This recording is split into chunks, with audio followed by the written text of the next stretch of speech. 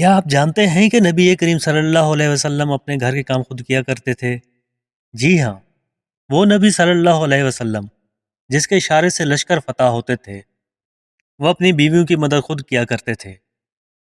آئیے آج سنت نبی صلی اللہ علیہ وسلم کے اس خوبصورت پہلو کو سمجھتے ہیں۔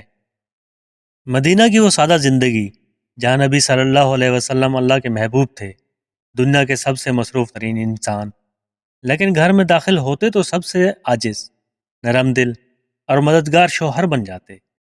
ایک دن حضرت عائشہ رضی اللہ عنہ سے پوچھا گیا، یا ام المومنین، رسول اللہ صلی اللہ علیہ وسلم گھر میں کیا کرتے تھے؟ انہوں نے فرمایا، یعنی نبی صلی اللہ علیہ وسلم اپنے گھر والوں کے کام میں مدد کیا کرتے تھے۔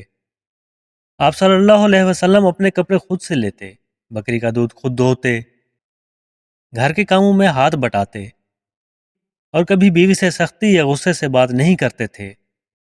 سوچئے، اگر نبی صلی اللہ علیہ وسلم جیسا عظیم انسان گھر کے کام میں ہاتھ بٹاتا ہے تو ہم کون ہوتے ہیں کہ خود کو بڑا سمجھیں؟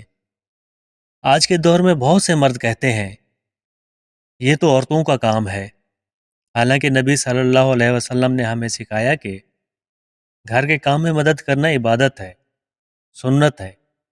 بیوی اگر تھکی ہوئی ہو، بیمار ہو یا دن بھر کے کام سے نڈھال ہو تو شوہر کا صرف ایک چھوٹا سا عمل، برتن دھونا، کھانا لگانے میں ہاتھ بٹانا یا بچوں کو سنبھال لینا، نہ صرف محبت بڑھاتا ہے بلکہ سنت پر عمل بھی ہے۔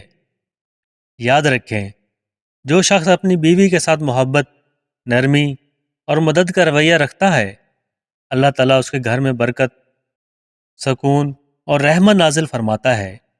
آئیے آج ہم عہد کرتے ہیں کہ ہم بھی اپنے گھروں میں نبی صلی اللہ علیہ وسلم کی اس سنت کو زندہ کریں گے، کیونکہ بیوی کی مدد کرنا کوئی کمزوری نہیں بلکہ سنت نبی صلی اللہ علیہ وسلم ہے۔